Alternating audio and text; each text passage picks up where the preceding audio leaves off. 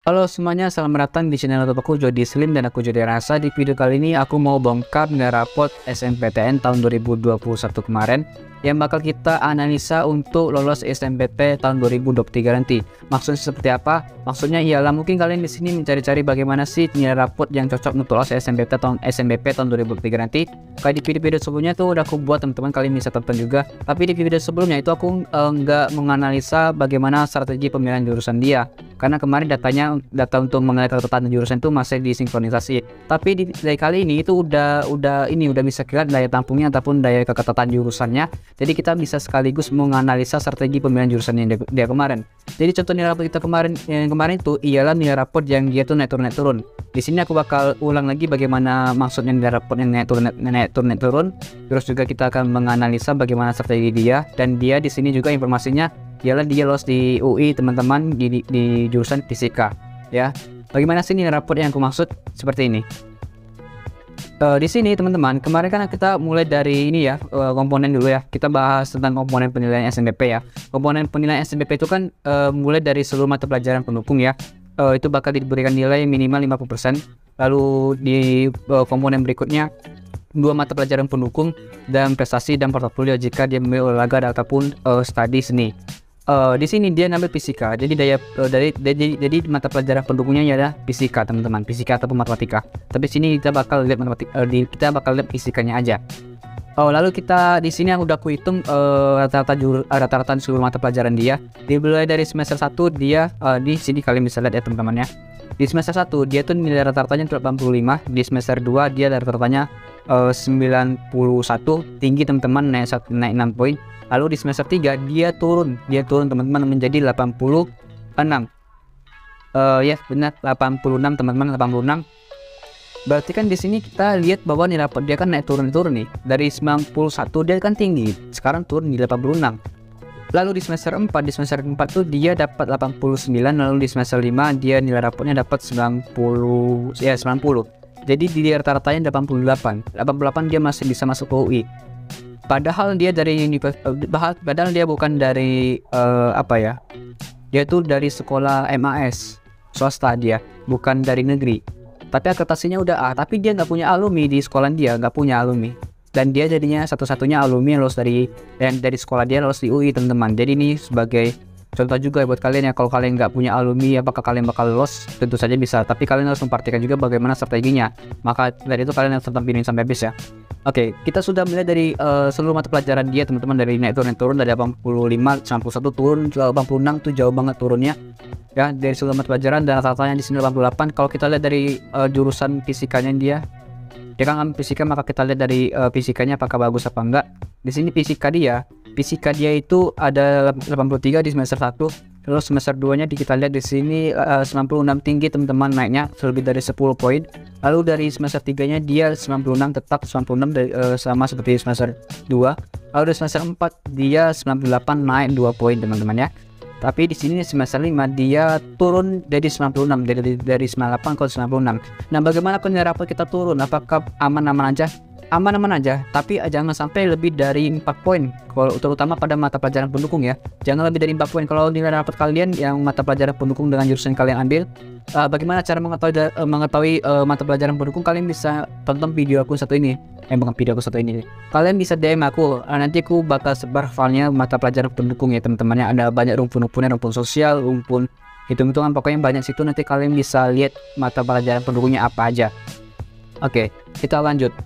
Bagaimana kalau naik turun itu nggak apa-apa, asalkan nggak lebih dari 4 poin. Kalau mata pelajaran lain, di sini contohnya mata pelajaran lain sebenarnya dia turun banyak mata pelajaran dia turun dari semester 2 ke semester 3 tuh banyak mata pelajaran dia yang turun, tapi dia masih bisa lolos. Kita ambil bagaimana kenapa dia bisa lolos ya. Kita lihat di faktor pendukungnya. Kita lihat faktor pendukungnya dulu. Faktor pendukung dia ini punya olimpiade. Dia ini punya piagam olimpiade. Olimpiade dia tuh kalau nggak salah kemarin emas ada 2, terus fisika itu ya, fisika sama perak, terus satunya perunggu matematika. Seingat aku ya, seingat aku gitu. Jadi dia punya 3 piagam yang sama, yang dia tuh sangat mendukung dengan jurusan dia ambil. Dia kan ngambil jurusan fisika dan dia punya piagam matematika dan fisika. Itu sangat bagus banget untuk mendukung dia lolos di UI, teman-teman. Meskipun UI itu udah rankingnya tuh tinggi banget ya, dan dia juga dari sekolah yang memang terpelosok juga, teman-teman, dari AS ya, STIN apa lupa ya main. Itu kalau dari piagam pendukung dia. Alumni dia tidak ada, tapi dia masih satu provinsi dengan UI. Nah, kalau kita lihat dari strategi pemilihan jurusan dia seperti apa? Kita lihat di sini. Jadi dia di pilihan pertama dia ngambil UI ya. Kemarin kita di video sebelumnya tuh udah kita belajar bagaimana secara mengetahui ketetatan jurusan. Kalau kalian belum nonton cara mengetahui ketetatan jurusan, kalian bisa tonton videonya terlebih dahulu, teman-teman ya. Oke, setelah kita masuk ke linknya, kalau kalian mau masuk ke linknya nanti kalian tinggal klik aja di deskripsi, teman-temannya. Di sini kita masuk ke link untuk melihat data ketetatan jurusan ataupun daya tampung pada SNBP, teman-teman. Untuk SNBT pun ada di bawah linknya juga, atau kalian bisa masuk ke website resminya SNPMB, dia tuh di sini sudah ada, teman-teman. Oke, kita dia kan pilihan pertama kan dia ada ngambil di UI, jadi kita langsung lihat ke UI-nya, teman-temannya. Kita bakal analisa bagaimana dia strategi jurusan dia. Ini UI, kita lihat prodinya. Lalu dia ngambil jurusan fisika, teman-teman ya, fisika di sini. Kita lihat daya tampungnya juga udah keluar semua ya. Daya tampung untuk tahun 2023 dan peminat tahun 2022 udah kelihatan datanya di sini. Daya tampung untuk fisika tahun 2023 nanti adalah 28. Nah, kita lihat di sini teman-teman, dia kan angkatan tahun 2022 ya, 2022. Berarti dia melihat data tahun 2021. Nah, kalau misalnya kalian angkatan tahun 2023, berarti kalian melihat data di tahun 2022 gitu ya, jumlah peminatnya berapa, kemarin daya tampungnya dan persentase lolosnya juga berapa. Nah, kalau di angkatan tahun 2022, di data dalam tahun 2021, dia jumlah peminatnya ada 116 dan kuotanya di tahun 2021 20, sama di tahun 2022 juga 20, teman-teman. Nah, kalian juga bisa lihat di sini, teman-teman, dia dari tahun ke tahun dia turun semua ya daya jumlah peminatnya. Di tahun 2018 294, 2019 226, 2020 205, 2021 116 dan tahun 2022 ternyata peminatnya turun lagi 93. Nah, di sini kalian bisa menjadi sebuah patokan juga ataupun pengkiraan juga nanti di tahun-tahun berikutnya. Kalau kalian ngambil jurusan ini, apakah di tahun berikutnya bakal turun peminatnya apa enggak? Kalau misalnya di tahun 2018 dia tinggi, 2019 dia tinggi juga, 2020 dia naik juga.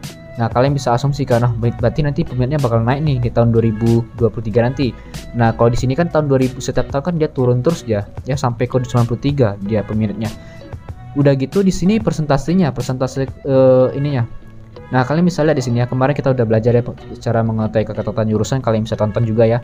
Nah, di sini dia tuh di tahun 2021 kelulusan dia tuh 17,24%. Dia tuh rendah banget, teman-teman, rendah banget gitu. Jadi dia catat 17,24%. Nah, bagaimana dengan di Jakarta gitu? Di Universitas Negeri Jakarta. Di sini Universitas Negeri Jakarta, dia di tahun 2021 dengan jumlah peminatnya 153, kuotanya 20 dan sama seperti yang di UI. Dia kuotanya juga di tahun 2022 dia 20 juga. Tapi di sini tingkat kelulusannya itu 13%, teman-teman. 13%. Rendah, lebih rendah daripada yang di UI. Di UI tadi itu ada sekitar 17,24%. Nah ya, lebih rendah, makanya dia taruh di pilihan pertama. Nah, ini juga mungkin kalian bertanya-tanya, Kak, tentang menaruh pilihan-pilihan jurusan ini, apakah yang lebih rendah saya taruh di pilihan kedua atau yang lebih rendah ditaruh di pilihan pertama? Alasan naruh di pilihan kedua yang lebih rendah karena biar nanti kalau di pilihan pertama dia nggak lolos bisa masuk ke pilihan kedua gitu. Nah, mungkin kalian bertanya seperti itu. Oke, kita melihat dulu faktanya, teman-teman. Faktanya ini kalian harus catat ya, faktanya bahwa pilihan pertama itu lebih banyak diterima daripada pilihan kedua. Rata-rata 90% itu lolos di pilihan pertama, 10% itu lolos di pilihan kedua. Itu pun mereka lolosnya kemungkinan besar karena di pilihan kedua dia tuh lebih rendah daripada pilihan pertama daya saingnya. Nah, itulah alasannya kenapa dia naruhnya di pilihan pertama yang lebih rendah daya ketetatan jurusannya gitu daripada yang di UNJ. UNJ kan dia 13%, dia kan lebih rendah daripada yang di UI, teman-teman ya, ketetatan jurusannya. Itulah kenapa dia taruh di pilihan pertama, supaya dia memprioritaskan pilihan pertama ataupun memanfaatkan 100% tadi. peluangnya untuk lolos di pilihan itu dan memanfaatkan fakta tadi bahwa yang lebih banyak terima tuh adalah pilihan pertama gitu. Tapi tidak menutup kemungkinan kalau nanti dia nggak lolos di pilihan pertama, dia masih ada kemungkinan lolos di pilihan kedua. Kenapa? Karena di pilihan kedua kan dia lebih dari 12% ya keketatan jurusannya.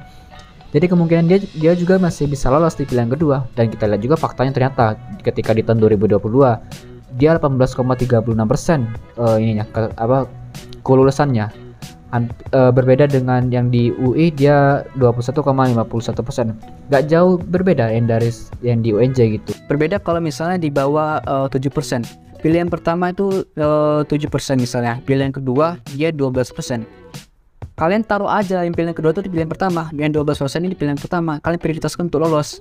Ya, untuk lolos. Kalau kalian taruh di pilihan kedua yang 12% di pilihan kedua, 7% di pilihan pertama, kemungkinan kalian lolos itu sedikit berkurang teman-teman, karena kita lihat fakta tadi itu adalah pilihan pertama tuh lebih banyak lulus daripada pilihan kedua gitu.